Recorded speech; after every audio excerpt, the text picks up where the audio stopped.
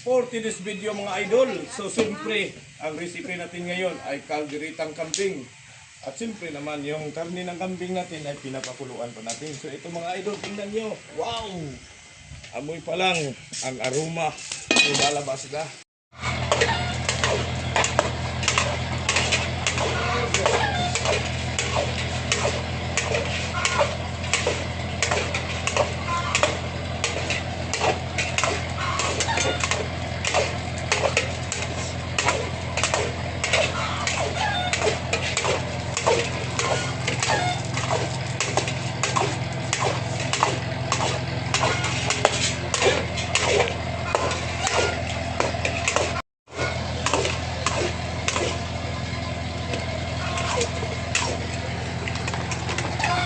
Purot yun. Okay.